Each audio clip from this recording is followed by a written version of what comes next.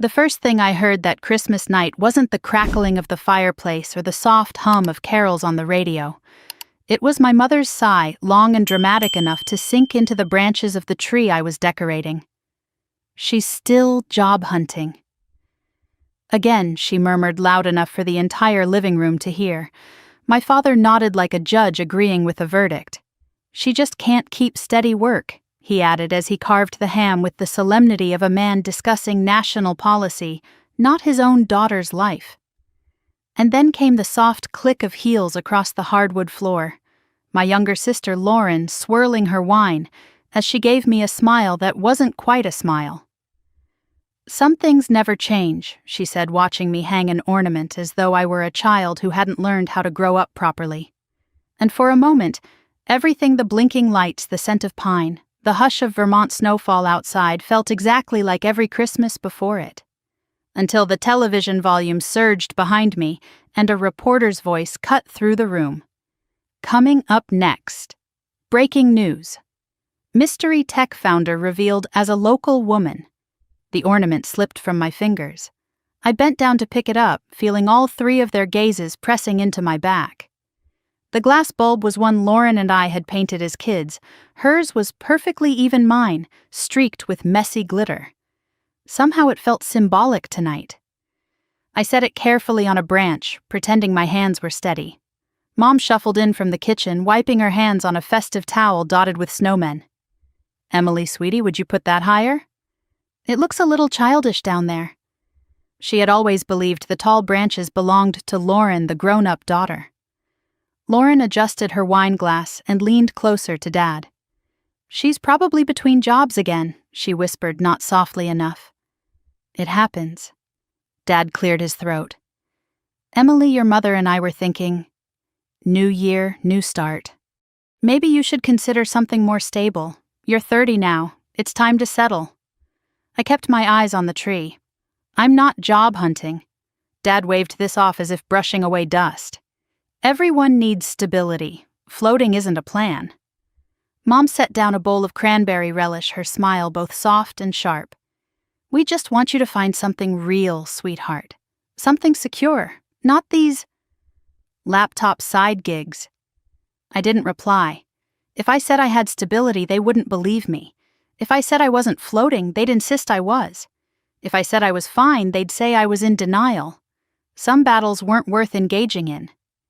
The TV continued murmuring in the background, but no one paid attention. Lauren reached for an ornament I had placed near the top and moved it 2 branches lower, a correction disguised as helpfulness. "Symmetry matters," she said lightly, like she hadn't just reasserted her status as the daughter who knew best. Outside, children shouted as they threw snowballs down the street. Inside, the Carter house felt like a stage set. Everything familiar. Everything predictable. Everything rehearsed. Thanksgiving had been the same argument, and the Christmas before that, and the one before that. The narrative had never changed. Lauren accomplished. Emily drifting. I stepped back from the tree. "Looks balanced now." Lauren smiled at her reflection in a silver ornament. "It does, doesn't it?" Dinner was almost ready, and Mom couldn't resist gathering information the way some people collected salt and pepper shakers. "Emily, honey, any plans for January interviews lined up? Something with benefits, maybe?" I gently rearranged the tree skirt. "No interviews." Lauren exhaled, shaking her head as if I were a disappointing coworker and not her own sister. "I can help redo your resume tonight," she offered. "I'm good at making things look credible." Dad raised his glass of cider. "Lauren is a perfect example of consistency. You should follow her lead." Mom beamed at Lauren with the kind of pride that could warm an entire winter. "Your sister always knows how to hold on to a job." Lauren's grin widened. "Well, someone has to be the reliable one." I didn't flinch. I'd learned long ago to swallow comments like that without letting them choke me. The doorbell rang, startling Mom. "Oh, that must be the Hendersons." She hurried away, returning moments later with our snow-dusted neighbors carrying a tin of cookies. "Merry Christmas." Mrs. Henderson gave Lauren a warm hug, then turned to me with polite curiosity. "Emily, are you still between jobs?" It was the same tone one used for a stray cat kind, but pitying. Lauren sipped her wine to hide a smile. Dad answered for me. She's figuring things out, still searching, still searching. The phrase floated through the room, attaching itself to me like invisible lint. Mrs. Henderson nodded sympathetically. Well, good luck, dear. Hard time of year to be unemployed. I kept my hands folded. Thank you. They wished us a merry holiday and left. Snow blew in as the door closed, the cold slicing through the warm lights for a moment before the house sealed itself shut again. Mom brushed imaginary crumbs from the counter. See, people understand. Plenty of folks take time to get back on their feet. We're not judging, Lauren murmured. Not much, anyway. The TV shifted programs, the announcer's voice cutting through the chatter. Healthcare technology breakthrough expected to reshape predictive medicine. I recognized those words instantly. They were the language of my world, the world no one here asked about. But before I could catch more, Lauren clicked to a holiday music channel. No tech stuff tonight, she said, smiling brightly. It's Christmas. I went to pour myself a glass of water, pausing when I saw my reflection in the kitchen's darkened window. 30 years old, a face illuminated by blinking red and green lights, a woman who'd built a life her family didn't even believe existed. It wasn't their fault they didn't know, but it wasn't entirely mine either. Mom returned to the living room just as another ornament slipped from her fingers and rolled toward my feet. Oh, your childhood one. Remember when you painted it with glitter glue? You were so creative back then. She handed it to me. You should put it back on, even if it looks a little messy.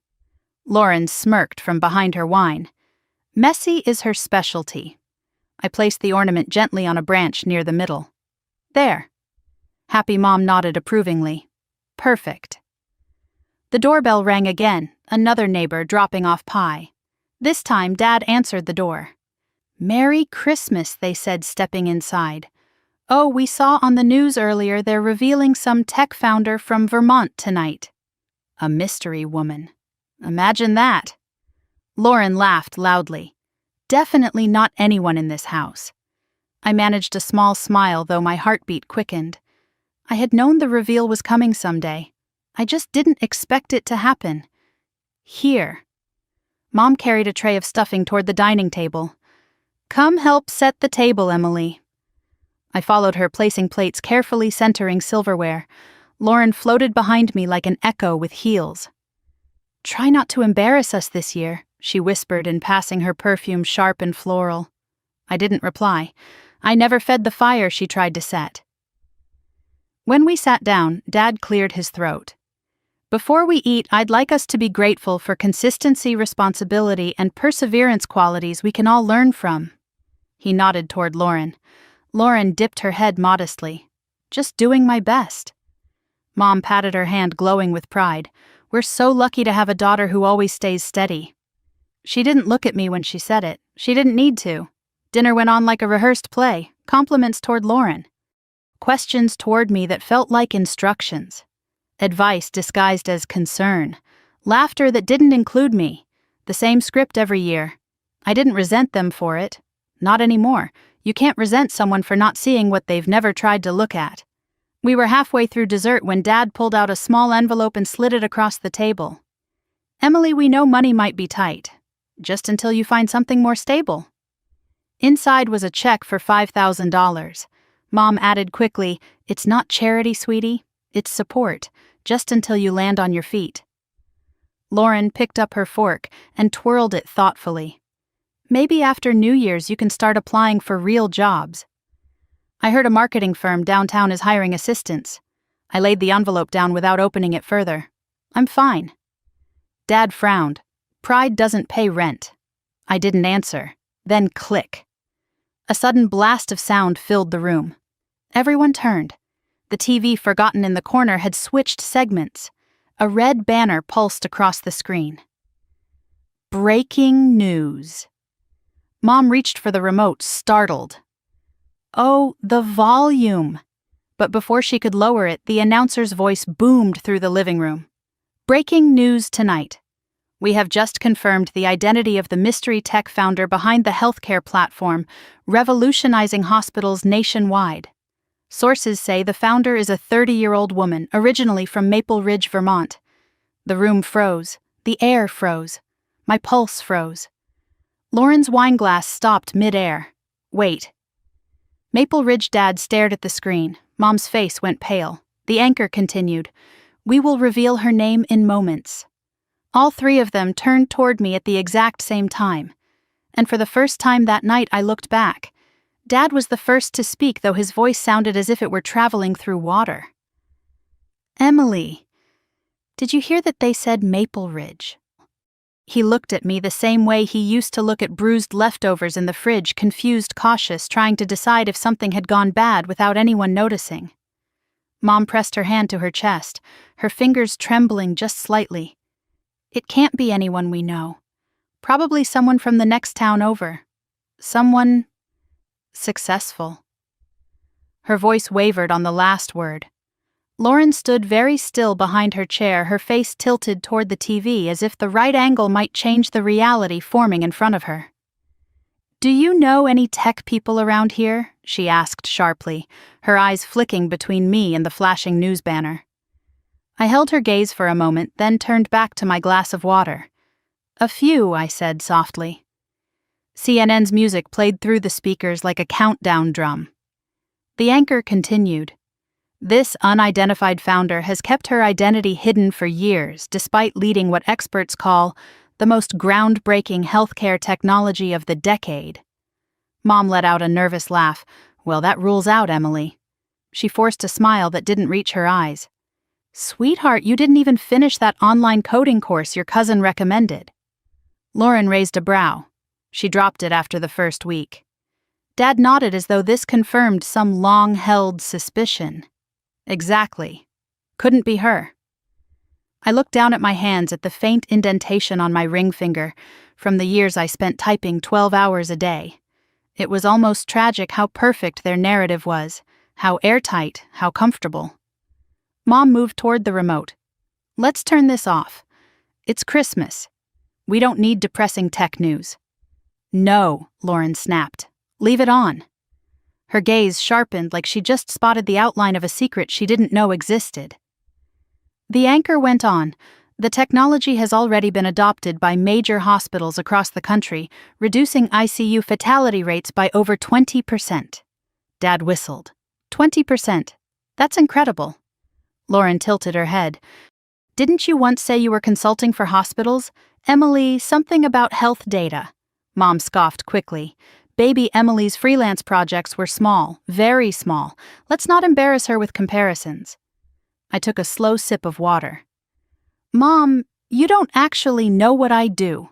She froze. The remote paused midair. Excuse me, Lauren gave a brittle laugh. Are we doing this again? The mysterious tech job? The laptop magic, Emily, please. We're trying to watch the news. The screen flickered as the anchor continued. Industry insiders say the founder built the first prototype alone, working from a small apartment before assembling a team. Many describe her as brilliant, driven, and unusually private. Dad shook his head. Sounds exhausting. Whoever she is. Mom finally lowered the remote and sat back down, gripping the armrest. Imagine the pressure. Imagine everyone counting on you. That's the job, I murmured. What was that? Lauren shot back. But before I could answer, the broadcast cut to an interview clip. A doctor in Navy scrubs stood inside a bustling ICU saying, if we'd had this technology 5 years earlier, we would have saved hundreds of additional lives. Whoever built this, they changed medicine forever. Dad leaned forward. Wow. Then, without turning his head, he asked me, do you know anything about this MedPredict? You mentioned something with predict once when you were between jobs. I felt the slightest tremor under my ribs. I mentioned it more than once, I said quietly. Lauren let out a scoff. Oh, please, she mentioned reading about it, not running it. The anchor returned on screen. We're moments away from revealing the founder's identity. What we know so far, she is 30 years old, a Vermont native, a former engineering student who left her corporate job to build MedPredict from the ground up. Dad paused. "Didn't you study engineering for a bit?" Emily Mom quickly interjected before she dropped out. "I didn't drop out," I said.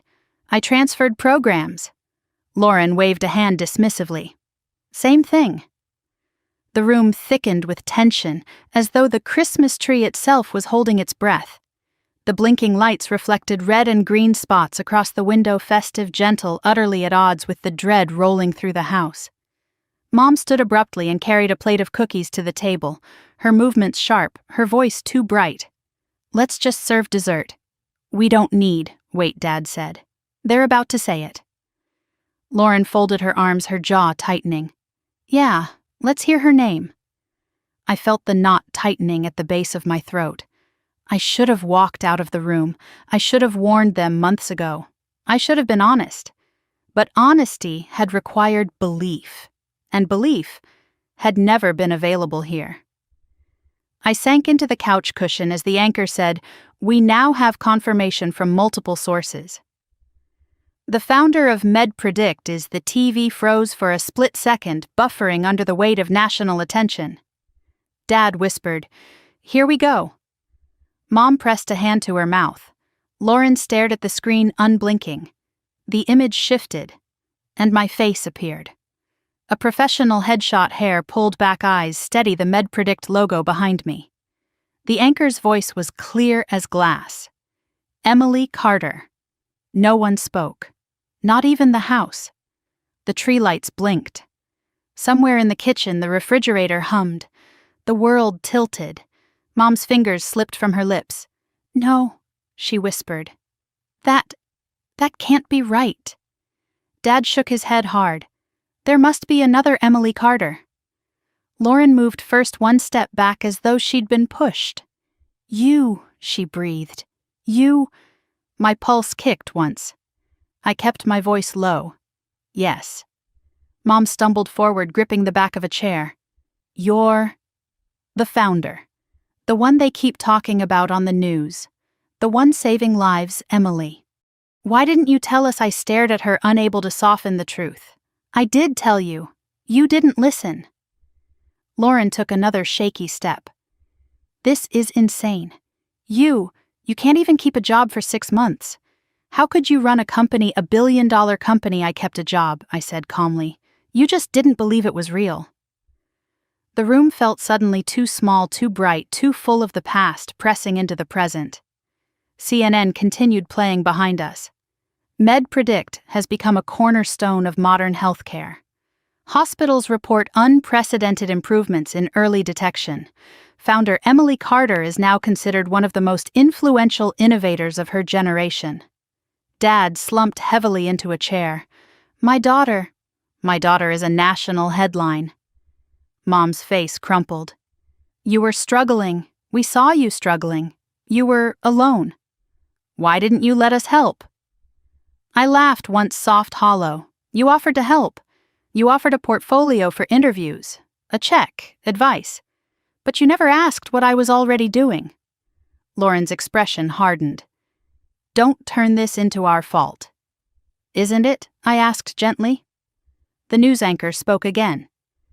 "Anonymous sources say Carter maintained secrecy to avoid media pressures and protect her team during early development. Her work is now credited with reducing mortality rates across the country." Lauren sank into the couch as if her bones had melted. "You did all that?" Dad wiped a hand across his forehead. "I told people you were lost, that you were trying to find direction." His voice broke. "But you already had one." Mom shook her head over and over like a broken metronome. "How could you hide something so big?" I took a breath that felt like glass. "I didn't hide it. I tried telling you. But you saw me as someone who needed to be fixed." The color drained from Lauren's face. "And now the world knows before we do." There was bitterness there, deep and real.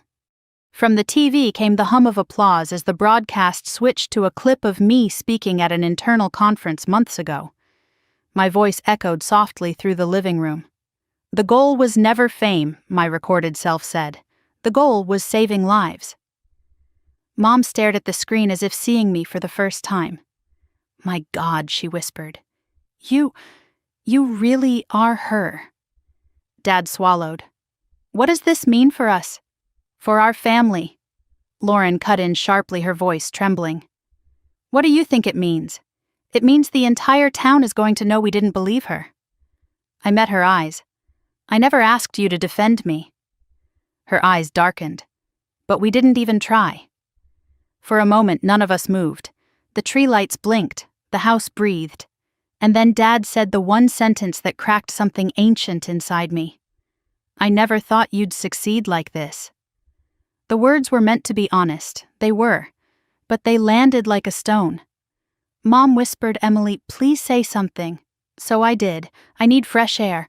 I walked toward the front door. Behind me, I heard Lauren whisper, "She's leaving." Dad murmured, "Let her go." Mom whispered, "No." We already lost her once.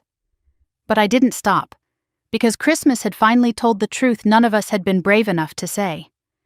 The cold air didn't hit me immediately. What hit first was the silence, the sudden heavy absence of the living room's breathless shock, the absence of my mother's trembling hands, the absence of Lauren's disbelief cutting through the air like glass.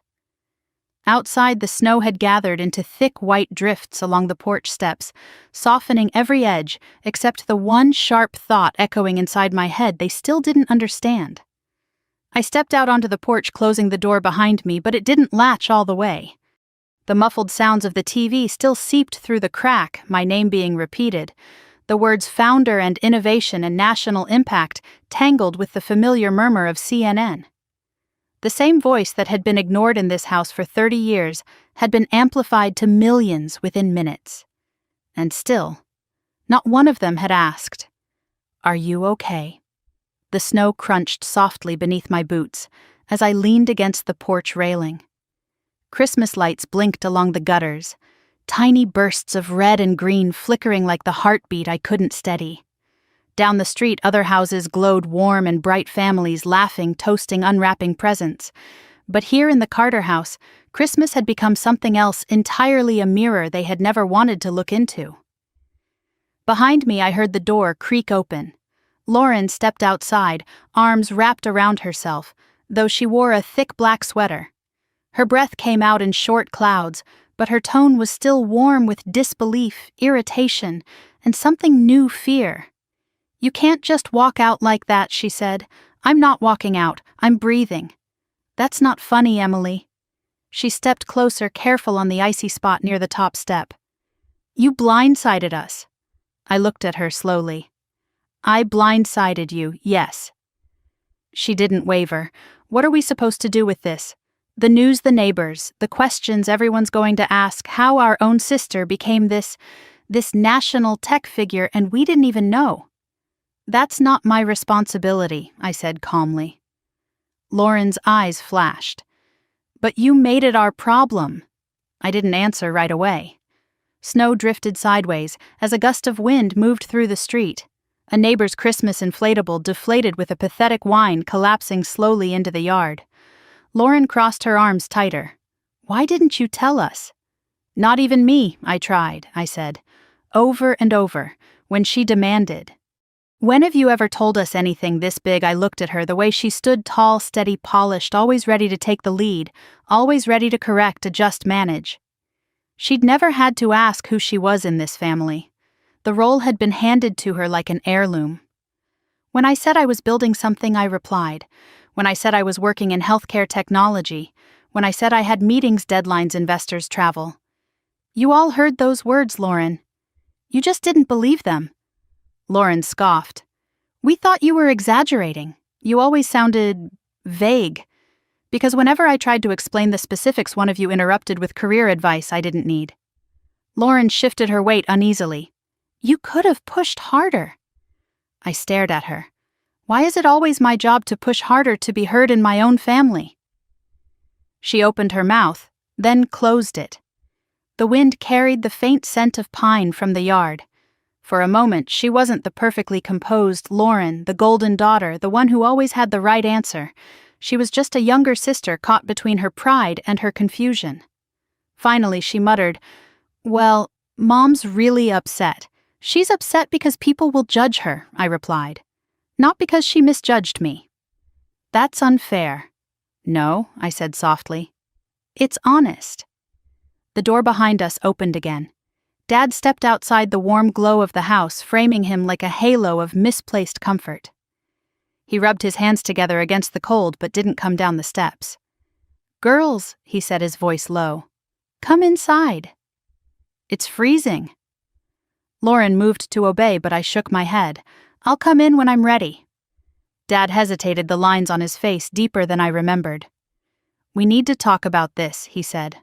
"All of us." Lauren looked relieved. "Yes, we do. We need answers." I met her eyes. "You're not ready for answers." Dad frowned. "Emily, don't be dramatic." I laughed under my breath.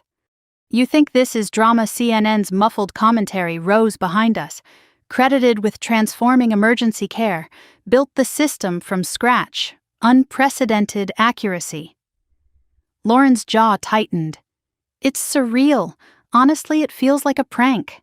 Like someone used your picture by mistake." A familiar ache spread through my chest. "You really believe that I don't know what to believe?" she said helplessly. "You never told us enough to build any picture at all." Dad stepped down one stair, hands in his pockets. "Why hide something like this?" "You're successful. Don't you think we would have been proud?" I held his gaze. "No. I think you would have been skeptical. I think you would have told me to be more responsible, more realistic, more stable. I think you would have warned me not to pursue something too risky. I think you would have told me to get a normal job." Dad opened his mouth, and the guilt flashing across his face confirmed everything. He didn't have to say the words. He had already said them for years. "That's not fair," Lauren whispered. "It's the truth," I replied. A patch of snow slid off the roof and landed softly beside the porch. The three of us watched it crumble in silence. Then Lauren said, "Mom's crying." I nodded once. "She doesn't like being wrong." "She's not crying because she's wrong," Lauren snapped. "She's crying because you kept this from her." I turned toward her. And how would she have handled it if I'd told her 3 years ago? "Honestly?" Lauren hesitated. "Well, she would have panicked," I said for her. "She would have tried to interfere. She would have begged me to come home and find something stable. She would have asked who was giving me money, if I was safe, if I was being scammed. She wouldn't have understood." Dad rubbed his forehead. "We were worried about you." "No," I said gently. "You were worried about the version of me you believed in, not the real one." Lauren swallowed hard. "You make it sound like we're villains." I shook my head. "You're not villains. You're just fixed in your version of me. And I grew without you seeing it." Inside the house murmured with the news broadcast again. This time I heard my own voice faintly from an old internal message clip being aired. Lauren stiffened at the sound. Dad's eyes widened. Hearing me speak with confidence, with authority, with clarity, hearing the daughter he didn't recognize made something shift in him. "Emily," he said slowly, "you sound different." That I replied is what I sound like when I'm not being interrupted or dismissed. The porch light flickered slightly in the cold breeze. Lauren's shoulders slumped. Dad sighed deeply. "Your mother and I? We may have made some assumptions." "That I was failing," I said. He winced. "That you were struggling. That you needed guidance." "What I needed," I said, "was respect." Lauren flinched as if I'd slapped her.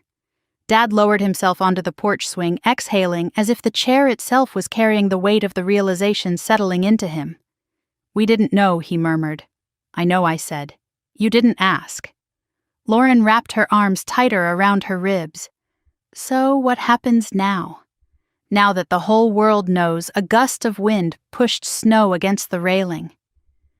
I looked out at the quiet Vermont street, once a symbol of where I'd come from now, the place where the old version of myself had finally been stripped away.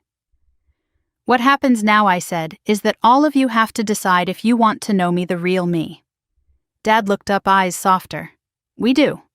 Lauren nodded slowly. I do too. But you have to let us. I studied her face. For the first time that evening, she didn't seem angry or smug or superior. She looked scared, lost, as if she'd just realized the role she'd perfected her entire life had been dismantled in one broadcast. I'll let you know me, I said softly. But not tonight. Tonight everything is too raw.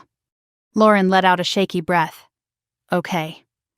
Behind us, through the cracked door, the TV anchor said, "Experts predict this breakthrough will shape the future of American healthcare for decades." Dad whispered, "My daughter did that." I turned toward the snow-covered street again, but my voice was steady now. "Yes," I said. "She did." And for the first time in my life, neither of them corrected me. The door finally drifted open behind me, letting out a warm spill of light, and voices, CNN still replaying its loop, the house breathing uneasily around the shock of my name. I stepped back inside, brushing snow from my sleeves. Dad and Lauren followed, both silent in a way that felt unnatural for our usually opinionated family. Mom stood in the middle of the living room, stiff as though she'd been holding her breath the entire time I'd been outside. On the TV, the anchor spoke with polished gravity. MedPredict, the healthcare AI platform credited with reducing ICU mortality nationwide, has fundamentally transformed the way hospitals handle emergent care. Its founder recently revealed as Emily Carter is considered one of the most private innovators in recent memory. Mom blinked at the screen, then at me, then back to the screen again. It was as though she was trying to reconcile two different universes and failing at both. The anchor continued.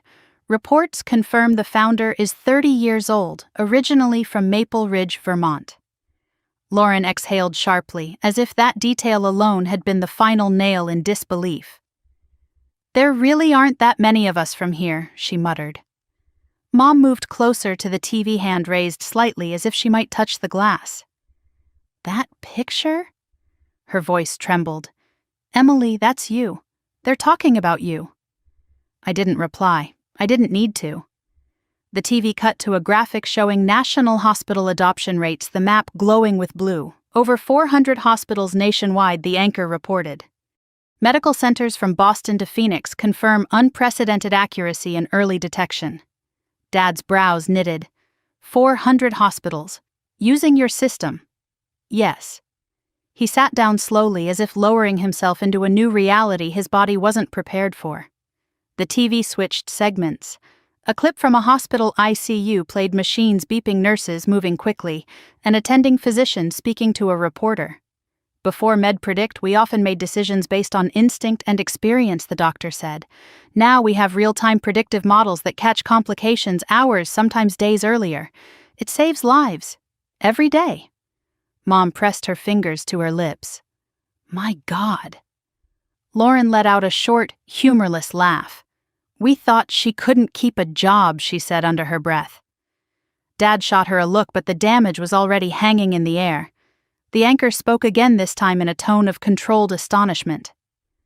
According to internal reports, MedPredict's founder retained 72% ownership of the company, which currently values the firm at just over $2.6 billion. Mom swayed a little, catching herself on the arm of the couch. 72%, she whispered. That can't be right." Lauren stared at me, mouth slightly open. "Are you a billionaire?" I didn't blink. "On paper." She clutched the back of a dining chair as if the floor had suddenly tilted. "We gave you a $5,000 check." Dad groaned softly, burying his face in both hands. "God help me." The anchor wasn't finished. Carter's groundbreaking work has been compared to the early days of genomic sequencing and robotic surgery. Some experts believe her influence on healthcare may define the next generation of medical innovation. Mom backed up a little, almost tripping over the coffee table. "Why would you hide this?" Her voice cracked. "Why wouldn't you tell us? How could you carry something like this alone?" I looked at her calmly. "I wasn't hiding it. I was living it." "That's not an answer," she snapped, her voice sharp with panic. "It's the only answer," I replied. The TV transitioned to an interview clip with a data science professor from Stanford. Emily Carter's algorithm is arguably the most significant predictive model developed outside a federal institution in the last decade. Her approach to data architecture is both elegant and aggressively efficient. Lauren blinked. Aggressively efficient. She looked at me as if seeing someone else entirely. You, I tilted my head. Yes, me. She leaned back against the wall, lost. Dad finally looked up, his voice weary. Emily, I told the Hendersons you were between jobs. I nodded once. You told everyone that. He winced. Because I thought you were. A clip from an internal MedPredict meeting appeared my face on a giant screen, speaking to a room of engineers, analysts, and medical advisors. My voice resonated confidently through the living room speakers. Our priority is saving lives. Everything else is a distraction. Mom stared at the screen with an expression I couldn't name. Awe, confusion, hurt, pride, fear. All colliding at once. That's really you, she whispered. You speak like someone important, Dad murmured. She speaks like someone who knows exactly what she's doing. The anchor continued. Despite her anonymity, those who have worked with Carter describe her as focused, collaborative, and fiercely protective of her team. Lauren shut her eyes. This is unbelievable. I folded my arms. It shouldn't be. What's that supposed to mean? She demanded. That it wasn't unbelievable, I said softly. You just didn't want to believe it. Lauren stiffened.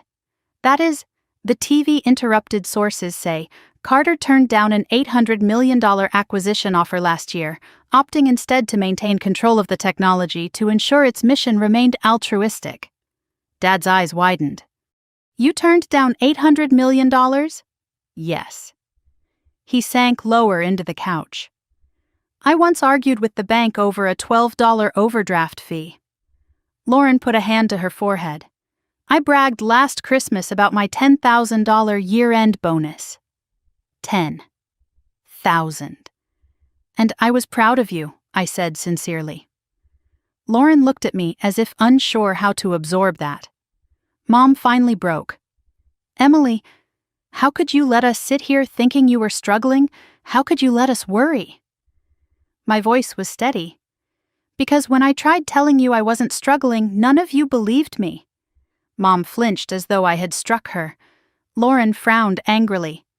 We believed what we saw. No, I said. You believed what you expected. Dad rubbed his jaw. Emily, you have to understand. This is a lot. I know, I said. It was a lot for me too. Mom's eyes brimmed with tears. All these years I thought you were lost. That you were floating. That you needed direction. What I needed, I said quietly, was support. She blinked hard. We supported you. No, I corrected gently. You tried to guide me into being someone you understood. That's not support. That's control. Dad inhaled sharply, but he didn't disagree. The TV shifted again, now showing MedPredict's Boston office. Engineers collaborating around bright screens, analysts reviewing data streams, medical advisors working alongside them. A caption read, "One of the fastest-growing healthcare teams in the country." Lauren stared at the screen. This is your company. Yes, you built all that with a team, I said. But the architecture, the first prototype, the early models, those were me. She shook her head. I spent years thinking you were irresponsible. I know, I said. You made that clear. Mom reached for me before quickly pulling her hand back, unsure if she was allowed. Emily, honey, we just didn't understand. That's the point, I said, my voice softening. You didn't want to. The room fell silent. A final clip played on CNN, a healthcare administrator speaking to a reporter. Without MedPredict, our ICU would look very different. Families would have lost loved ones we were able to protect. Emily Carter's impact cannot be overstated. Mom pressed trembling fingers to her lips, tears sliding over her knuckles. People are alive because of you, she whispered. All this time. You were doing something extraordinary and we thought you were wasting your life. I let out a slow breath. Yes. Lauren took a single step toward me, her voice cracking. Emily. We didn't know. We didn't even try to know, Dad added softly. We were wrong. From the TV came a final statement, one the anchor read with quiet weight. This revelation has stunned the nation, bringing unexpected attention to Maple Ridge. Residents are processing the news that one of the most influential healthcare innovators of the decade grew up right here. Dad stood restless, overwhelmed. Reporters will come, he said. Neighbors will talk. Everyone will know we didn't. He broke off, unable to finish. Mom wiped her eyes. Everyone will know you didn't fail, she whispered. My throat tightened. I never failed, I said. You just assumed I did. Lauren's shoulders slumped. So what happens now? I looked around the room at the tree, the lights, the faces I'd known my whole life now seeing me through a foreign lens. Now, I said, we decide whether we can talk honestly for the first time in 30 years. And with the weight of 3 decades hanging in the air, none of them disagreed. Dad sat down heavily, elbows on his knees, as if the living room had tilted, and he needed something solid to hold on to. The Christmas tree lights flickered across his face, casting shifting patches of green and red that made him look older than he had an hour ago. Lauren hovered by the window arms, folded tight, her expression caught between defiance and disbelief. Mom stood in the center of the room, wringing the hem of her sweater until the knit stretched out of shape. Silence took a seat with us, thick and uninvited. I remained by the doorway, not fully inside the room, not fully out, exactly where I'd lived in this family for most of my life. CNN continued playing my name, repeated in a loop that felt surreal even to me. Dad finally spoke. We need to understand this. His voice was low, gravelly. All of it. Because right now, I don't even know what's real. Mom nodded, breath unsteady. Yes. How did we miss this? How did we not know? She looked at me as though I had gone missing years ago and returned as someone unrecognizable. Lauren crossed her arms tighter. I want to hear her say it, she said sharply, from her own mouth. Not from TV, not from some reporter. I want to hear it from her. I met her eyes and said nothing. Dad gestured toward the couch. Come sit down, Emily. Please. I hesitated, then stepped forward, choosing a single cushion on the far end of the sofa. The house felt different now, the way a familiar melody sounds different once you finally hear the harmony underneath. CNN showed a graphic of my company's growth curve, rising in sharp angles that had taken years of long nights and quiet victories to build. Mom flinched every time the screen flashed my name. Dad took a shaky breath. Emily, this company, MedPredict. You run it, yes? You're the lead, the founder, I said gently. He stared. You, yes. He scrubbed a hand down his face, muttering, My God. Lauren paced a short line near the window. So, all those times you said you were busy with the team or working on predictive models, you weren't just making it sound more important than it was. I looked at her steadily. No. And when you said hospitals relied on you, you weren't exaggerating. Noam Lauren's laugh came out thin and fractured. I thought you were just using big words to make your freelance stuff sound impressive. Mom shot her a warning glance, but Lauren ignored it. Emily, what exactly? Dad faltered. What exactly does MedPredict do? CNN answered before I could. On screen, an ICU physician explained MedPredict evaluates real-time patient data to detect complications before they become life-threatening. It has saved thousands of lives. Dad's head dropped into his hands. Thousands, Mom whispered. Sweetheart. You saved people. She took a tentative step toward me. You did this. I let out a quiet breath. I didn't do it alone. But I built the foundation. Lauren's expression hardened again. Then, why? Her voice cracked. She swallowed, steadied herself. Why didn't you tell us? Why keep us out? I looked at her, feeling the familiar ache return, the one that had built itself inside me for decades. Because when I tried to tell you, you cut me off. You corrected me. You gave advice instead of listening. Mom shook her head, horrified. That's not true. We listened. No, I said softly. You heard.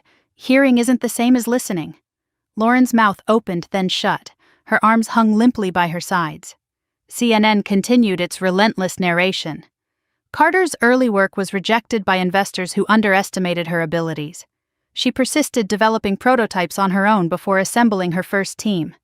Dad whispered, "Rejected by who? Everyone," I said. At first. Mom looked stricken. "And you didn't tell us you were struggling." "You wouldn't have understood," I replied. "And I couldn't afford your doubt on top of everyone else's."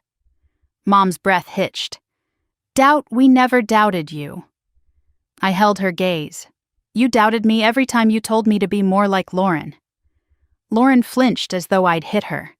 Dad opened his mouth to protest, but closed it again, slowly, guilt settling like dust across his features. CNN shifted to another segment. A healthcare analyst explained, "The founder's anonymity has been puzzling.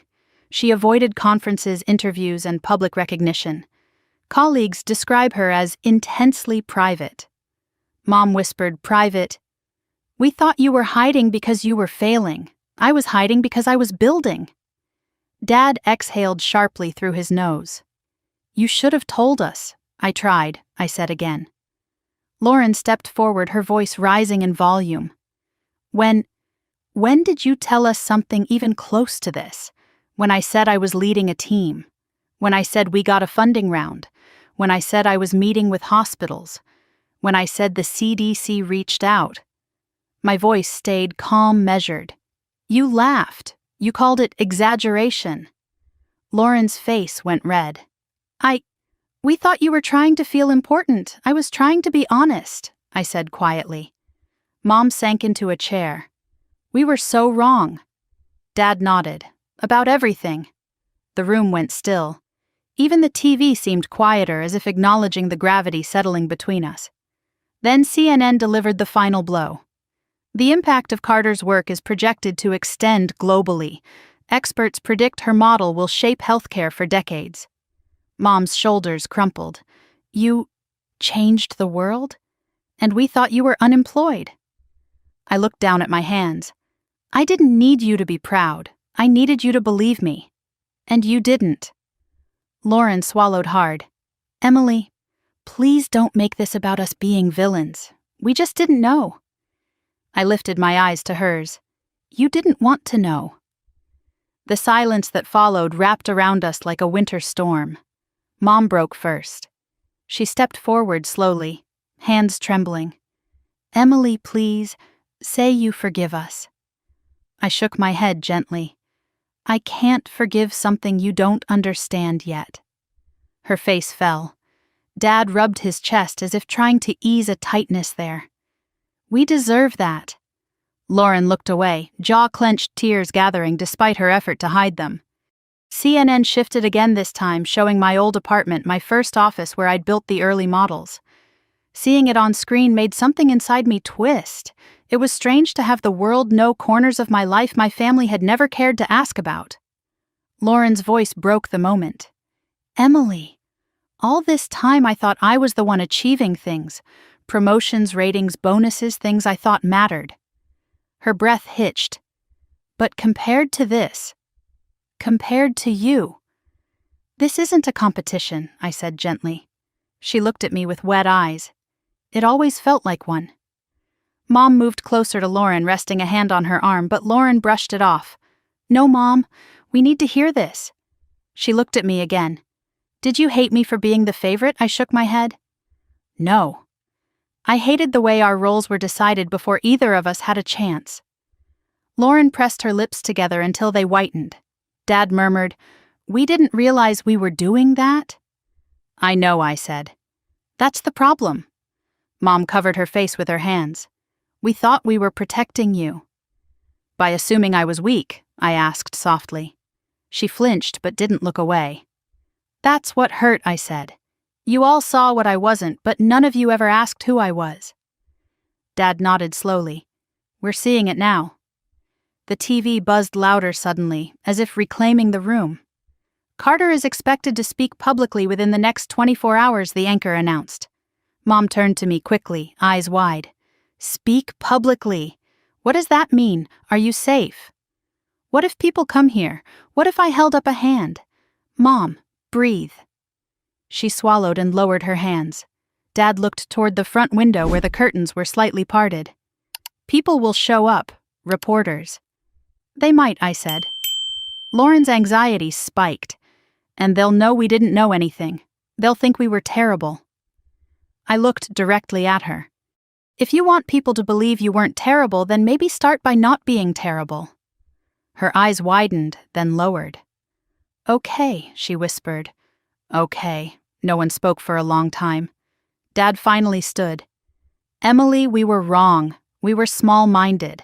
We assumed the worst, and I'm sorry. Mom nodded through tears. Me too, Lauren's voice cracked. Me 3. I exhaled a breath that felt like an entire decade leaving my lungs. Thank you, I said. But this isn't finished, not even close. Mom moved toward me, her voice soft. Then help us understand. Teach us. I shook my head gently. Understanding isn't something you wait to be taught. It's something you choose to seek. Dad nodded slowly. Then we'll choose it. Starting now. Lauren took a shaky step closer. Is it too late to fix this? I looked at all 3 of them, their trembling hope, their shame, their fear of losing me now that they finally saw me. And I told the truth. It's not too late, I said. But it won't be easy. The house exhaled with us, the Christmas lights softening to a warm glow. Outside, tires crunched over snow. Lauren turned. Who is that? More neighbors, reporters. I crossed to the window and pulled the curtain back. Headlights lined the street. People with cameras stepped out of vans. Dad's voice shook. They're here. And just like that, Christmas wasn't the only thing unraveling. The first knock sounded like a fist hitting my ribcage from the outside, loud, sharp, too certain of itself. Dad flinched. Mom gasped. Lauren froze in the hallway, halfway between running and hiding, looking like a deer that suddenly realized the forest was on fire. Another knock. Harder. Then the unmistakable rise of voices outside the front door, neighbors, curious onlookers and reporters, whose tone carried that eager brightness of people who smelled a story worth breaking. Dad hurried toward the entryway, pressing his palm flat against the door, as if he could hold the entire world back with the weight of one hand. No one opens this, he murmured. No one. But the porch light flicked on automatically, and the shapes outside sharpened into silhouettes. The glow lit up their phones' cameras and expectant faces. Snow gathered in the folds of their coats. Breath fogged the air. Feet shuffled. Someone whispered, "Is she inside?" Mom wrung her hands, pacing. This can't be happening. It's Christmas Eve. Why are they here tonight of all nights? Lauren stared through the window blinds. Because Emily's the country's biggest story right now. Her voice cracked. And because she's our sister.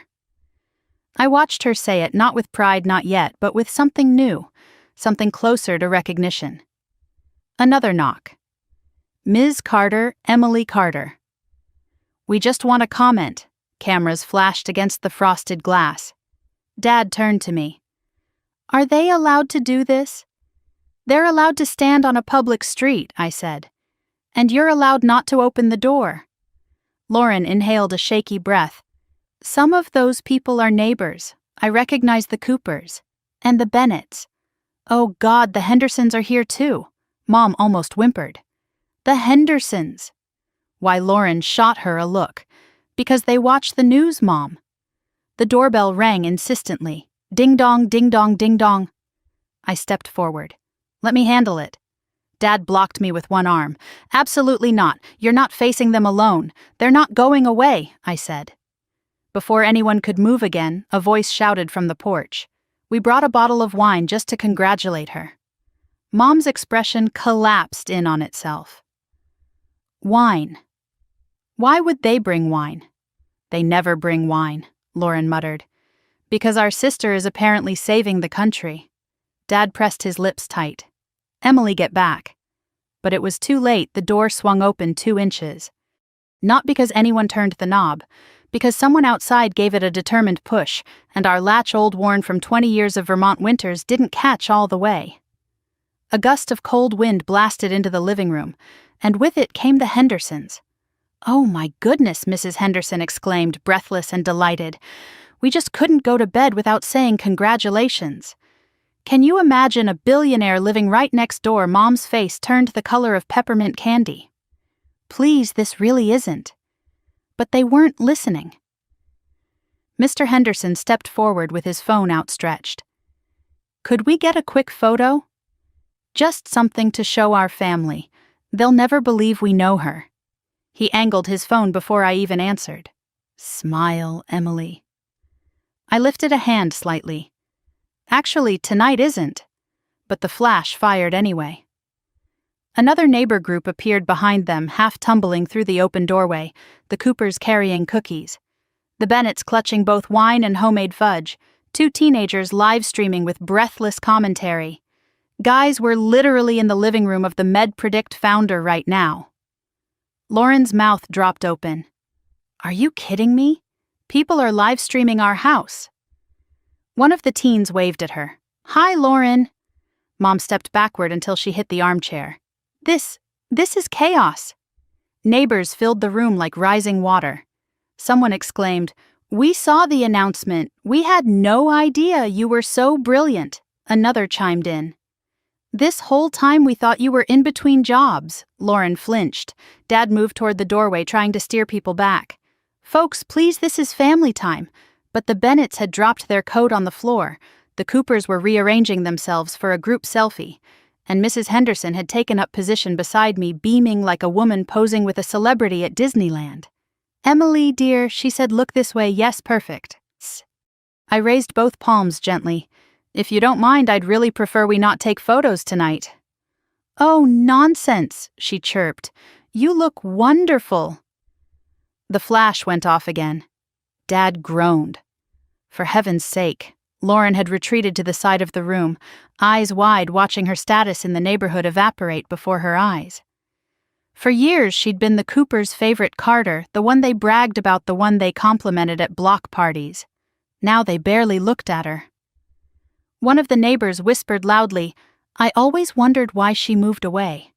Turns out she was doing big things." Another murmured, "Meanwhile, the sister stayed in town." Lauren's jaw tightened, ready to crack. I stepped forward. "Excuse me," I said firmly. "I'm grateful for your congratulations, but this is still my parents' home. They didn't sign up for all this." The room quieted a bit as I spoke. For the first time, I could feel the authority I used at work, steady, calm, immovable, settle into my voice here. In this house where I'd always been the smallest version of myself. "I know you're all excited, but please respect their space tonight." A few people shifted awkwardly. The Coopers mumbled apologies and stepped back toward the door. The Bennetts lowered their bottle of wine. Even the live-streaming teenagers paused long enough to say, "Oh, sorry, Miss Carter." Lauren's eyes softened in surprise. It was the first time she'd ever seen me take command of a room that wasn't a conference space. But not everyone left. Mr. Henderson lingered, inching his phone closer. "Just one more. Just for my brother." "He won't believe," Lauren snapped. "Can you not?" Her voice cut through the room like a knife. She said no. Mr. Henderson blinked. "We're just excited, sweetheart." "I'm not your sweetheart," Lauren hissed. "And this isn't a tourist attraction." Dad's eyebrows shot up. Mom pressed her lips tight to hide a proud, pained smile. Mr. Henderson finally backed out onto the porch. All right. Merry Christmas." The door closed behind them, leaving behind a trail of melting snow and rattled breaths. Dad locked the door, slowly, twice. The house fell quiet again, but not peacefully. This was the hush after a storm clears, when everyone surveys the wreckage and tries to decide what it means. Lauren turned toward me, her cheeks flushed, her voice trembling. "Why did you do that? Do what? Protect them. Protect us." She motioned toward the window where the last neighbor was leaving. "After everything we've said tonight, everything we didn't believe about you, why would you defend us?" Her voice wasn't angry. For once it wasn't competitive, it was raw. I met her eyes. Because this is my home too. She swallowed. I don't understand you. You're not supposed to understand me to respect me, I said softly. For the first time all night, she didn't have a comeback. Behind us, Mom stepped closer to the tree, touching an ornament lightly as though grounding herself. Dad sat on the edge of the couch like a man whose world had grown too big too fast. The doorbell rang again. Mom let out a small scream.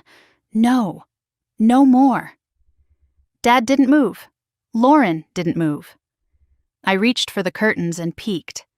Outside were news vans, 3 of them engine lights humming satellite dishes pointed toward the sky. Reporters were stepping out. One pointed toward the house. Oh God, Lauren whispered. They're multiplying. Mom grabbed the edge of the tree. What do we do, Emily? What do we do? I turned toward them, feeling something inside me shift, like the moment a puzzle piece clicks into place after years of being forced where it never belonged. We don't talk to them, I said. We don't give a statement. We stay calm. Mom nodded desperately. Yes, okay, calm. Calm is good. Dad stood. Do they need to leave? Should I call the police? Should we? They're allowed to be on the sidewalk, I said, just not on our property. More voices drifted in from outside. Emily. Emily Carter. Can we speak to you for a moment? Lauren flinched again, then whispered, They really want you. I nodded steady. They want the founder of MedPredict. Dad frowned. Aren't you the same person? I smiled softly. You're asking an important question, but it's not one I can answer tonight. Mom took one step toward me, hesitation trembling in her fingers. Are you frightened? No, I said truthfully. I'm just done hiding. As if on cue, a reporter called out, Emily, we'd love to get a photo of your family. Lauren pressed both hands to her forehead. Oh God, no. Dad groaned. Absolutely not, Mom whispered. People will think we always supported you. For the first time all evening, I reached out and touched her arm. They'll think whatever narrative they want, I said, but we get to decide what's true from here on. A long breath left all 3 of them at once. Behind the door, the crowd shifted again. Dad looked toward the stairs. Girls, maybe we should move to the back of the house. Mom nodded. Yes, let's go somewhere quieter. Lauren didn't move. She just stared at me, her expression soft and bewildered. You protected us, she said again, this time barely above a whisper. I nodded once. That's what family should do. Her eyes filled suddenly, unexpectedly, and she turned away, hiding the fact that for the first time in her life, she was crying because of me rather than in spite of me. I didn't say anything. There would be time for that later. The house felt strangely hollow once the neighbors finally drifted away, leaving behind melted snow on the floorboards, and a quiet thick enough to choke on. Mom closed the curtains with trembling hands. Dad double-checked the locks. Lauren stood near the staircase, arms wrapped around herself, eyes still glossy from earlier.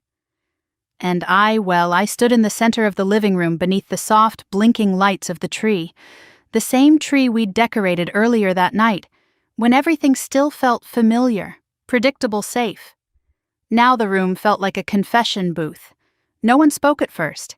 It was as though each of them hoped someone else would start. Someone else would name the thing we'd been orbiting for years without touching. Finally, Mom exhaled shakily and stepped closer to me. Emily, she whispered, I don't even know where to begin. I lifted my chin slightly. Then start anywhere. She looked desperate, unsure, hurt. I am so sorry. We didn't know you were doing something this enormous. Mom, I said evenly, you're sorry because the news said it was enormous. Not because of how you treated me before that. Her eyes widened with pain. That's not true. It is, I said softly. If I'd failed, you would have said you saw it coming. But because I succeeded suddenly, you want to know why you didn't see it. Her breath hitched. Emily, you weren't interested in seeing me, I continued. Not really. Dad cleared his throat as if the words stung him too. Your mother just wanted what was safe for you. I turned my gaze on him. Safe or small? He opened his mouth, then shut it again. The truth had always been easy to swallow in this house, but only when it was convenient. Hearing it spoken aloud raw and unpolished made all three of them look smaller somehow. Mom wrung her hands in her sweater. We doubted the world, she insisted weakly. Not you. No, I said quietly. You doubted me every time you compared me to Lauren. You doubted me when I said I was working on something important. You doubted me when I told you not to worry. She flinched like each sentence was a blow.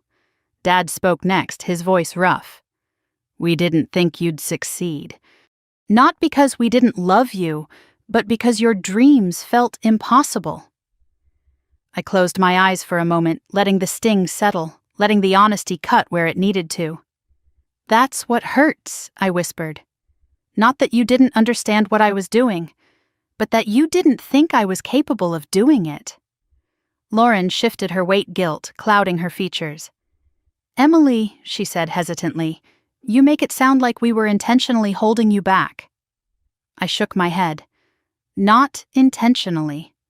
But sometimes unintentional wounds cut the deepest. Her lips parted, then pressed together again. I stepped closer to the fireplace, letting the warmth touch my hands. I didn't keep MedPredict a secret because I didn't trust you, I said. I kept it private because this house was never a place where I could dream out loud. Mom swallowed hard. We should have been the safe place for that. You weren't, I said simply. And pretending you were doesn't change anything.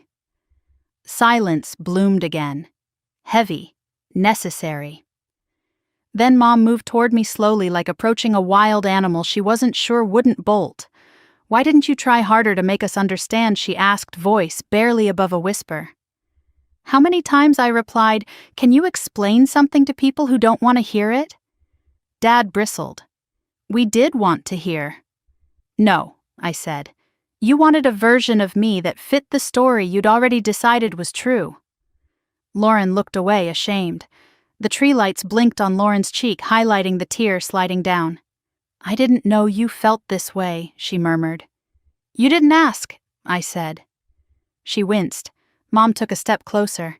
Emily, she whispered, please, tell us how to fix this. I shook my head. You can't fix what you refuse to acknowledge. Dad let out a long, unsteady sigh. Then let us acknowledge it now. Before I could answer, I heard soft footsteps on the stairs. Lauren appeared more fully in view, wiping her face as though preparing herself for a blow. I heard everything she said quietly. Her voice sounded small, not the controlled, polished tone she used with neighbors or coworkers, not the triumphant lilt she used whenever talking about her own accomplishments. This voice was real. Fractured, bare. I need to talk to you, she said to me. Mom looked between us unsure. Should we? No, Lauren whispered. This is for me to say. She took a breath that shook her shoulders. I spent my whole life trying to be the perfect daughter, the responsible one, the one who did everything right because I thought that's what mattered, that's what love looked like. I watched her carefully. Lauren. No, she said again, holding up a trembling hand. Let me finish. She moved closer, standing only a few feet away. When you left home, when you went off chasing whatever you were building, I didn't just think you were irresponsible. Her voice softened. I thought you abandoned me. My brows lifted. Abandoned you. She nodded. Tears filled her eyes, because suddenly I was the only one left to meet their expectations, to exceed them, to never disappoint them. And every time I succeeded, they still found a way to bring you into the conversation. I blinked. They compared you to me all the time, she said bitterly. Mom would say, if only Emily were more like you. But then turn around and tell me, maybe you should try being more imaginative like Emily. Dad would praise my promotions, but then say, Emily always had potential we just haven't seen yet. She let out a ragged breath. I wasn't the favorite. I was the replacement for a dream they had for you. I felt something shift inside me, an old resentment loosening, making room for something else, something quieter. I had no idea, I said. Of course you didn't, she replied. You were gone, building something I couldn't understand. Something they didn't understand. But I was still here trying to be everything you weren't thinking that would make me enough. She covered her face briefly, then lowered her hands. And then tonight. Everything I worked for just crumbled. Everyone was looking at you, talking about you. And I realized how small I felt. How small I've always felt. I never wanted to compete with you, I said gently. She laughed through a sob. No, you didn't. But I did, she wiped her cheeks. And I'm sorry. For every time I mocked you, for every time I dismissed you, for every time I assumed you were failing so I could feel like I was winning. My voice softened. We were both hurting. She shook her head. But you were hurting alone. And I don't know how to forgive myself for that. I stepped forward. Forgiveness isn't supposed to happen all at once. She looked at me with something like relief. Then, can we start over? I hesitated, searching her face, the sincerity, the mourning of her own past, the reaching for something better. Yes, I said finally. We can try. She nodded, tears falling again. Then her phone buzzed. A new message appeared on her lock screen, bright in the dim room. From Aunt Denise. I saw it before she could turn the phone away. What did Emily do to overshadow you this time? Lauren scrambled to hide it, but the damage was already done. I inhaled slowly. That I said quietly is why things won't heal overnight. Lauren closed her eyes, mortified. I know.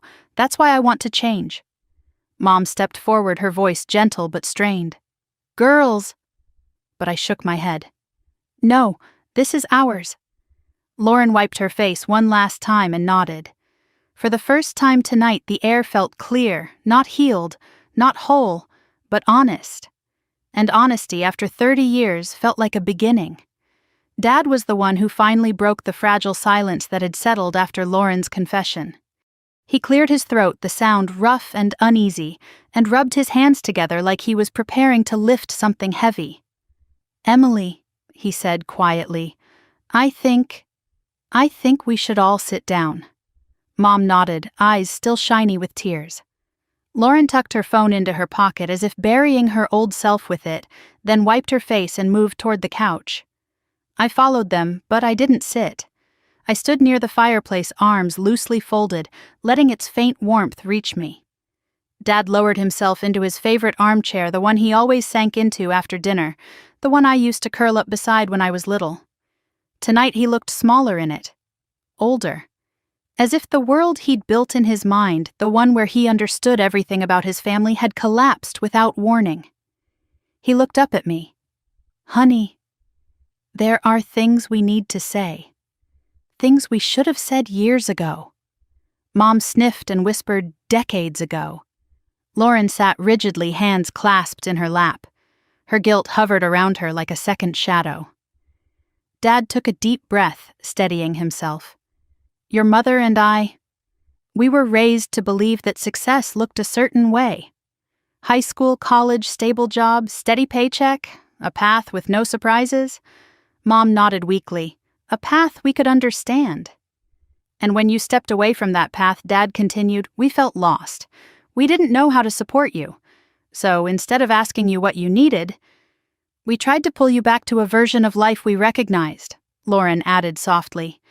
We dragged you backward when you were already steps ahead. Dad nodded, shame tightening his expression. We thought we were helping. But we were wrong. Mom reached for Dad's hand, her voice quivering. We doubted your choices, your direction, your independence. We saw you doing something different and called it dangerous instead of brave. I didn't move. I wanted to hear all of it, every realization, every regret. Not because I needed apologies to validate my success, but because I needed them to finally see me. Dad swallowed hard. Emily, I didn't just think you were lost. I believed it. I believed it so deeply that when you said you were building something big, I thought it was wishful thinking. Mom whispered, "We thought you were trying to make your life sound better than it was." I exhaled slowly.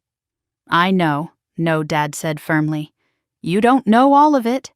He leaned forward, elbows braced on his knees. "Your school counselor once told us you had the potential to be a visionary thinker. She said you saw things before other people did." And I laughed. I thought it was nonsense. I'm ashamed to admit that now. I felt something tighten at the base of my throat. "I laughed," he repeated, "because the idea that you could do something monumental felt too big, too unrealistic. And instead of asking how we could help you grow, we clipped your wings." Mom choked on a breath. "We made you small. We tried to make you smaller because your dreams scared us." Lauren's eyes filled again. "And I made you even smaller." I looked at her. "Lauren," she shook her head fiercely. "No, let me say it." She pressed a palm to her chest. "I wanted to be the one who made them proud. I wanted to be the success story. So every time you reached up, I pushed you back down." Her voice cracked with self-loathing. "I used you as a benchmark for failure because it made me feel safe, powerful, like I wasn't losing ground." Her honesty chilled the room. "And when you talked about your work," she continued, "I didn't hear you because I didn't want to. If your dreams were real, then what did that make my accomplishments?" I stepped closer, voice soft. "Lauren, your accomplishments matter. They always did." "But yours were changing the world," she whispered. I couldn't bear the idea that my entire identity was built on being the better daughter, when maybe I wasn't. A long silence stretched between us. Mom wiped her tears. "Girls, we did this. We created the competition. We set you up as the comparison. We shaped how you saw yourselves." Dad nodded heavily. "And we're sorry. God, we're sorry." I inhaled deeply the fireplace warmth, finally reaching into the coldest parts of me. "Thank you," I said softly. "But there's still something I need to say."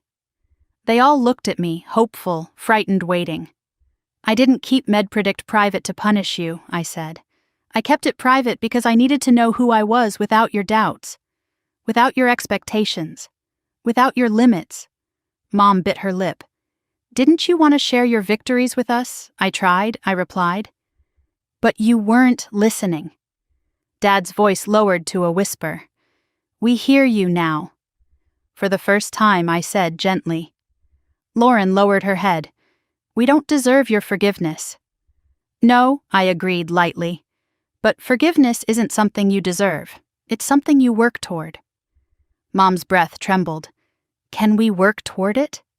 As a family, I looked at her long and hard. "That depends on whether you want to know the real me or the version of me that fits your comfort." Her lips parted, trembling. "The real you," she whispered immediately. Dad echoed, "The real you." Lauren's voice was softer. "The real you. Always." The moment felt fragile, like a glass ornament balanced on the edge of a branch. One breath too strong and it could shatter.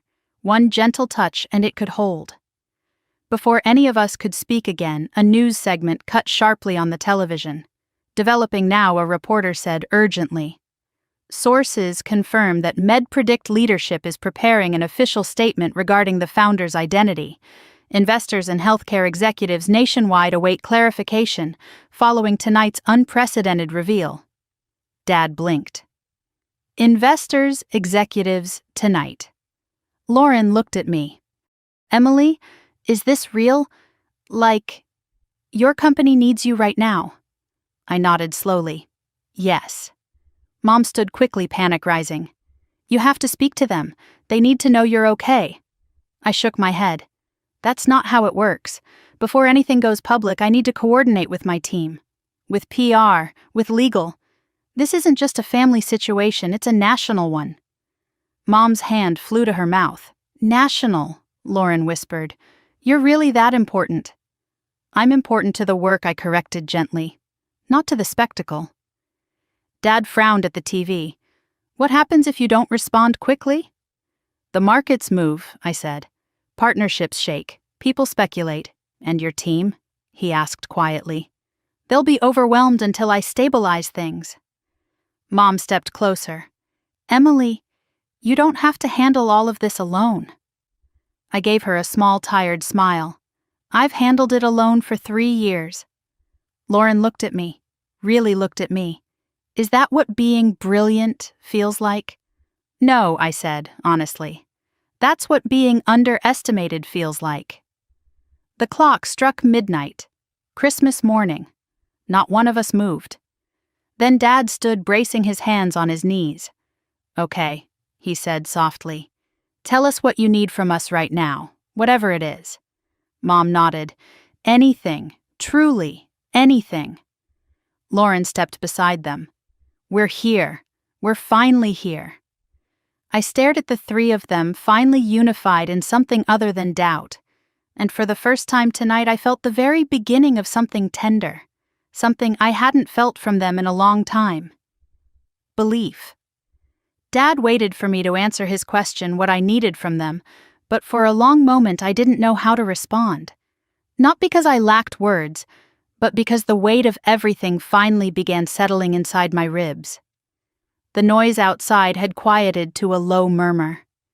The world beyond our windows buzzed with speculation, camera flashes, and heated discussions about my identity, my work, my future. In here, though, the air felt strangely intimate, like we were caught in the stillness between 2 storms. I need to call my team, I finally said. I need them to know I'm okay. Mom nodded immediately. Of course, use the kitchen, we'll give you space. But I shook my head. No, stay. You need to hear this too. Lauren moved closer to Dad, uncertainty flickering across her face. She was used to conference calls, status updates, client meetings, but this was something different. This was the inside of the world she never bothered to imagine I belonged to. I stepped toward the counter and pulled my phone from my pocket. Notifications flooded the screen, missed calls, messages, Slack alerts, emergency emails from PR, and a dozen texts from investors asking for a statement. My COO Lisa had sent 7 urgent messages. Call ASAP. CNN is doubling down. WSJ wants an official quote. We need a strategy. Where are you? I hit the call button. It connected instantly. Emily. Her voice shook with relief and panic all at once. Are you safe? I'm fine, I said. I'm at my parents' house. Oh, thank God. We've been trying to reach you for hours. Everything's exploding. The servers are getting hit with a huge spike. Twitter's losing its mind. Investors want a response. The board is meeting unofficially in the morning. This reveal changes everything. I know, I said quietly. Dad straightened at the seriousness in my tone. Mom clutched the back of the chair. Lauren looked between us like she was watching a foreign film without subtitles. Lisa continued, We need to finalize a statement tonight, and we've drafted options for a press appearance. But first we need you to decide how public you're willing to be. She paused. Because after CNN's coverage, you may not get to stay private anymore. I paced slowly, feeling all 3 of them watching me. Lisa, I said we'll do a press conference tomorrow morning. Short, controlled, 5 questions. No exclusives. 5, she echoed, disbelief sputtering through the phone. That's okay. Yes, we can work with that. But investors will want more. They can wait, I said, and the board. They definitely can wait. I heard her exhale. You sound calm. I looked at my family, still frightened, still unsure, but present in a way they hadn't been in years. I'm calm, I said softly, because I'm finally not hiding. There was a long pause on her end. All right, she said. Send me your exact travel time, and text me when you're leaving town. I'll coordinate security and prepare the team. Good, I said. Thank you, Lisa, Emily, she added gently. I'm proud of you. I know this isn't what you wanted, but you built something extraordinary. My chest tightened. We built it, I said. This isn't just me. She laughed quietly. Humility, even when trending worldwide. Now go do what you need to do. I'll be here. I hung up. The silence afterward was thick again, but different than before. Less accusatory. More reverent. Dad cleared his throat. "You sound like a CEO." His voice held a strange mix of awe and sorrow. "I am a CEO," I reminded him gently. "I know," he said. "But hearing it, watching it, it makes it real." Lauren stepped forward. "You make huge decisions like that every day, yes. And you're good at it." I tilted my head. Would the country be in a panic right now if I wasn't? Her lips parted in surprise. She didn't argue. Mom approached me slowly. "So, tomorrow morning you'll be speaking to the entire nation, yes." She reached up and touched my arm tentatively, as if afraid I might fade away. "Will you be safe?" She whispered the question like a prayer. "I'll have security," I said. "We've used third-party specialists before. This won't be any different." Dad frowned. "But you'll be in front of cameras, reporters, people who just..." He faltered. "People who didn't know you were you." I met his eyes. "Dad, no one has ever really known who I am." Lauren inhaled sharply at that. Mom's eyes filled again. "We should have known." "You could have," I replied gently, "but you didn't want to see past who I used to be." That truth landed heavily, but no one ran from it this time. Dad stepped closer. "Emily," he said quietly, "I can't pretend to understand your world. Not the tech, not the investment stuff, not any of it." He placed a hand on my shoulder. "But I understand this. You are stronger than I ever realized. And smarter, and braver, and I didn't tell you that enough." My throat tightened. Lauren looked down at her hands. "I didn't tell you that at all," Mom whispered. "We thought we were protecting you, but we were just protecting our own comfort." I closed my eyes. "I know." Dad squeezed my shoulder once. "Is there anything we can do for you tomorrow?" I hesitated. "You can let me go without guilt." "I need to fly back tonight or early morning," Mom's breath stuttered. "Tonight? But it's Christmas." "Christmas changed," I said softly. Lauren nodded sadly. "It changed the second CNN said your name." Dad sank back into his chair. "Will you come back after the storm settles?" "Yes," I said instantly. "But on different terms." Mom wiped her tears. "Different how terms?" "Where you see me," I said. "Not a version you're comfortable with. Not a daughter you compare or correct." "Me." She nodded slowly, reverently. "We'll learn," Lauren whispered. "We'll try. Really try." Dad nodded. "We'll earn it."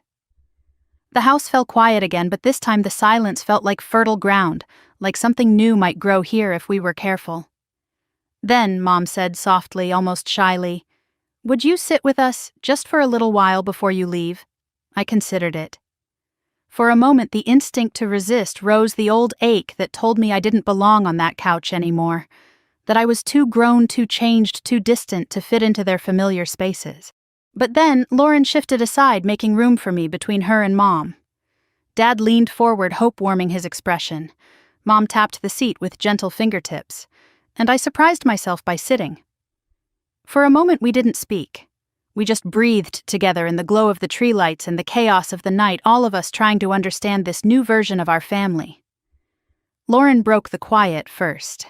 "Emily," she said softly, "what's your life actually like? What do you do all day?" Her curiosity wasn't judgment this time. It was real fragile interest. I smiled faintly. "Do you want the honest answer or the impressive one?" "Both," she said. So I began talking, not like a CEO giving a press briefing and not like a daughter defending herself, but like a woman finally able to speak freely in her own home. I told them about the first prototype, the first failure, the second failure, the breakthrough moment at 2 a.m. in my tiny apartment where the predictive model finally ran without crashing. The investors who laughed, the hospital that said yes, the algorithms that began saving lives, the quiet pride, the crushing doubts, the responsibility. I told them everything they had never asked about. At some point, Mom rested her hand lightly over mine.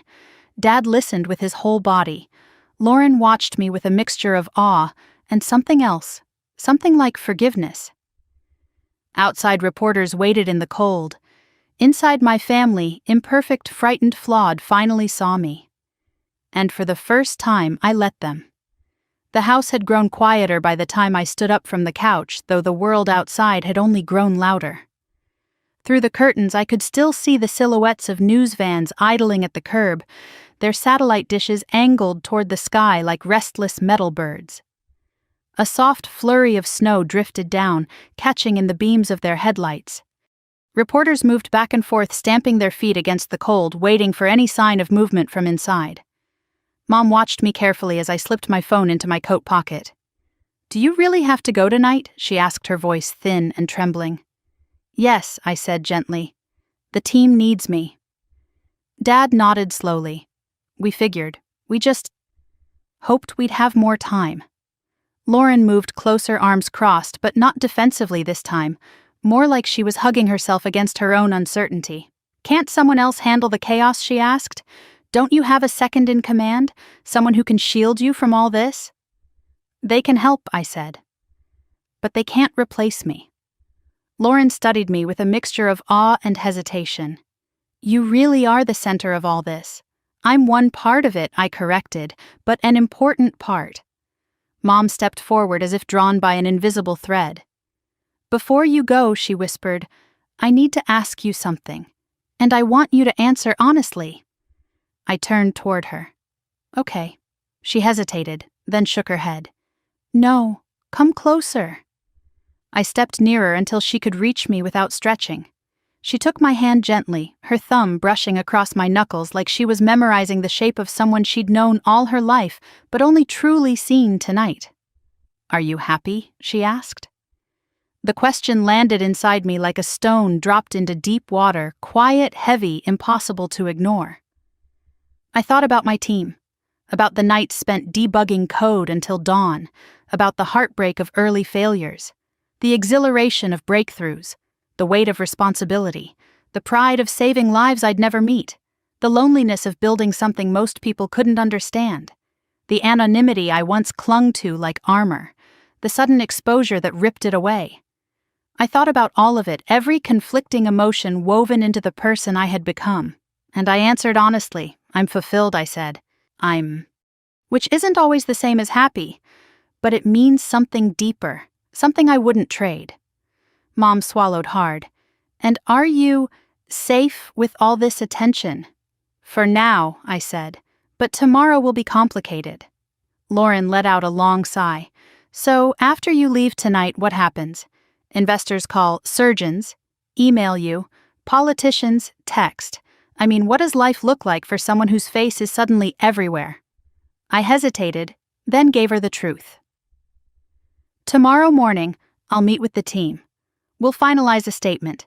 Then I'll stand in front of dozens of cameras and tell the world a version of the story that's safe for them to hear. After that, the stock will move. Hospitals will call. Reporters will speculate. And for a while, everything will be chaos." Lauren's eyes widened. "That sounds awful."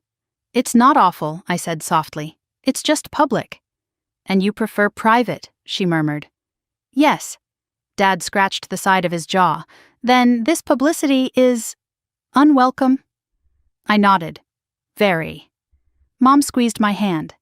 "But you'll get through it." "Yes," I said, "because I have to." The living room fell quiet except for the faint hum of the heater. The Christmas tree lights blinked steadily beside us, warm, small reminders of a holiday that had transformed into something unrecognizable. Dad stood suddenly. "Come with me." I followed him to the corner of the living room, where a tall wooden cabinet stood with double glass doors. Inside were books, framed photos, and keepsakes spanning decades.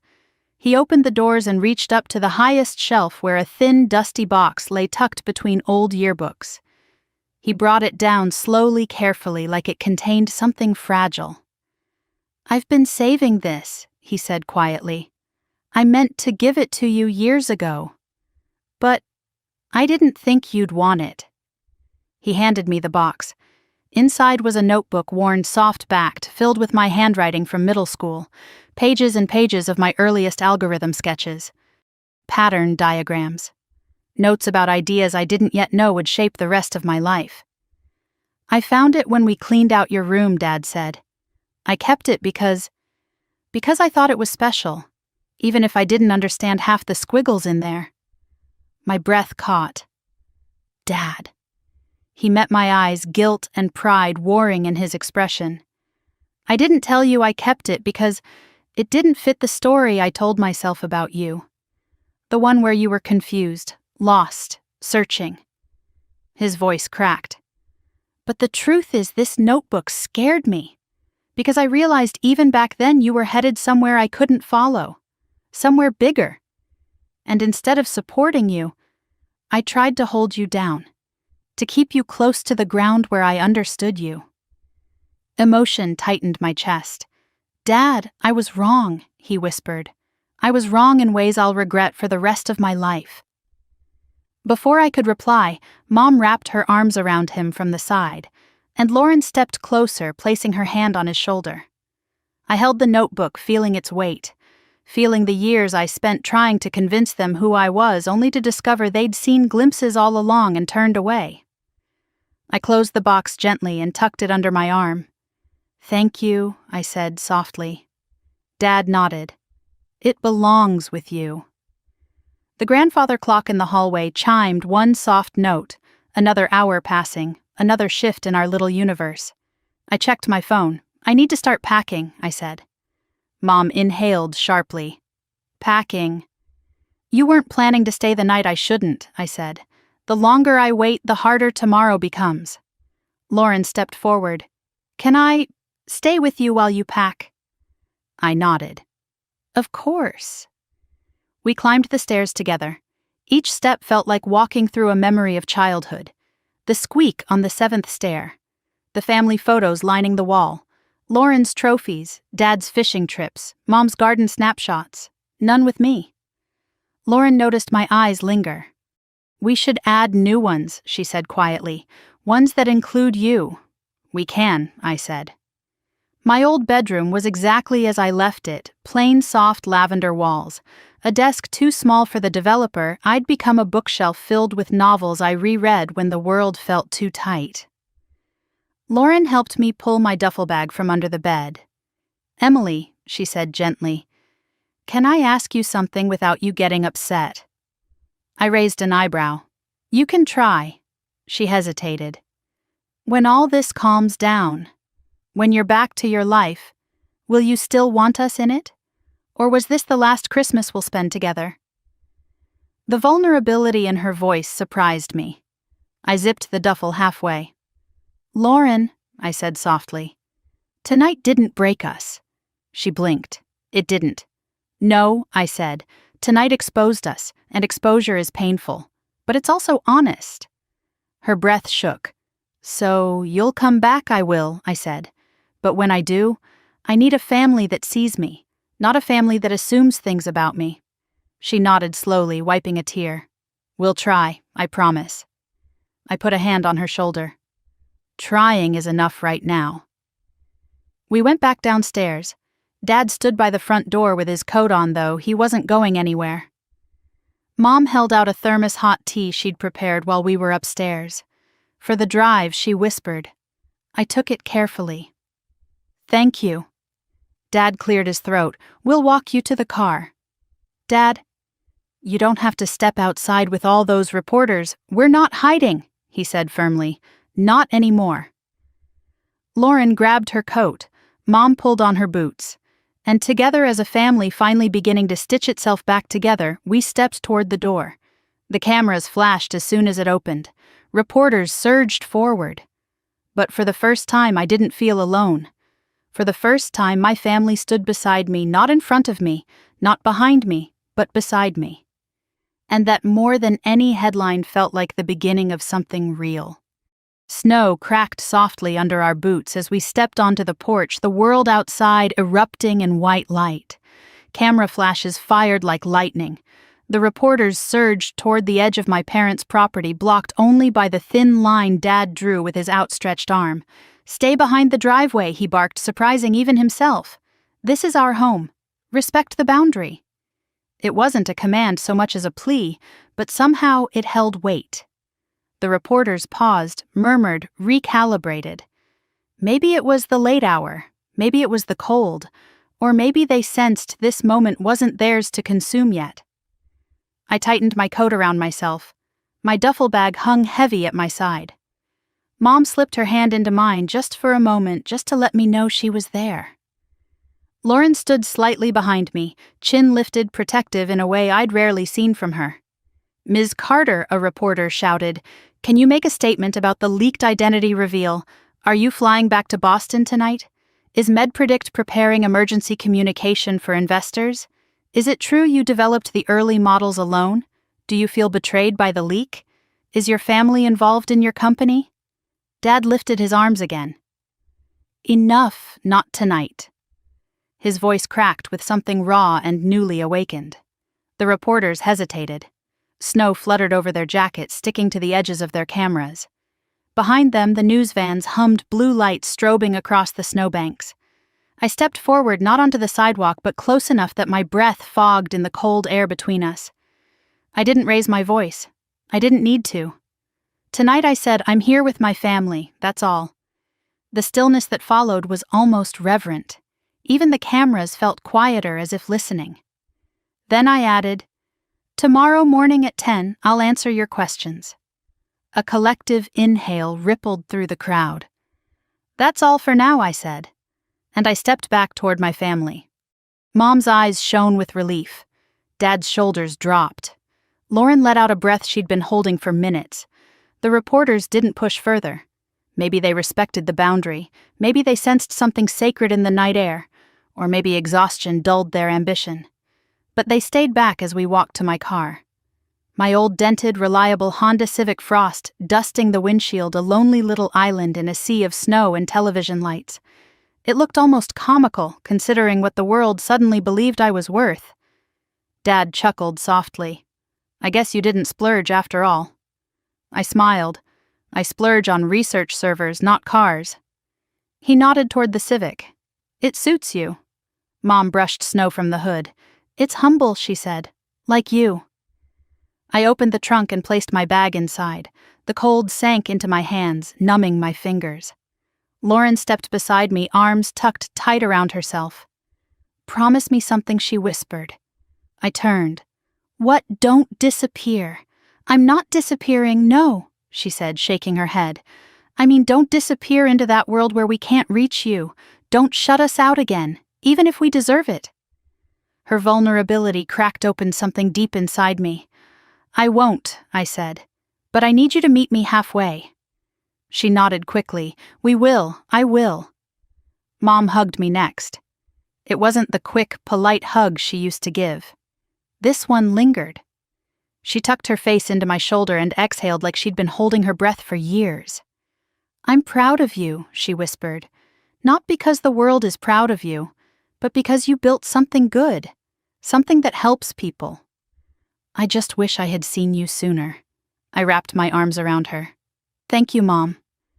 Dad didn't hug me right away. He held my shoulders, studying me in the porch light. "You always were extraordinary," he said quietly. "We just weren't ready to see it." "It's okay," I said. "No," he insisted. "But it will be." Only then did he pull me into a hug, strong, awkward, emotional, in a way I had never felt from him. Snow clung to his coat. His breath fogged against the cold. And for a moment, everything felt both familiar and brand new. Finally, I stepped back. "Time to go," I said. Lauren nodded. Mom wiped her eyes. Dad cleared his throat. They stood together on the driveway, a family rebuilt in pieces, over one impossible night as I opened the driver's door. Before I got in, Lauren spoke again. "Emily, yeah." Her voice softened. "Come home next Christmas, even if the world's watching us again." I smiled. "I will." I slid into the car and closed the door. The thunk echoed softly inside the cabin. For a moment, I just sat there, hands on the wheel, watching my breath cloud the windshield. My family stayed in my sight until I started the engine. The reporters moved aside as I backed out, their cameras raised but respectfully silent. When I rolled down the window a few inches, snowflakes drifted in. "Drive safe," Mom called. "Call us when you land," Dad shouted. Lauren cupped her hands around her mouth. "And Emily?" She hesitated. "We believe you, all of you." My chest tightened. I nodded once and drove away. The headlights cut through the snow-covered road, guiding me toward the highway, and the life waiting for me beyond Maple Ridge. The night was quiet, the sky clear except for the drifting flakes. For the first time, the anonymity I'd lost felt less like a burden and more like a shift, an invitation to step into the next version of myself. A version who wasn't hiding. A version who wasn't underestimated. A version who could finally be whole. As I merged onto the empty highway, my phone buzzed with a message from Lisa. "Press room secured. Team ready. We'll get through this. Proud of you." Then another message from Mom. "We love you. We're sorry. Come home safe." Another from Lauren. "You're not alone anymore." And for the first time all night, I let myself breathe fully. The world would be waiting in a few hours, curious, relentless, hungry for answers. But for this small stretch of quiet highway, in the soft glow of my dashboard lights, I allowed myself to feel something simple and rare. Hope. If you enjoyed this story, please take a moment to like the video, leave a comment sharing your thoughts, and subscribe for more powerful emotional storytelling. Your support helps us bring more meaningful stories to life, and it means more than you know.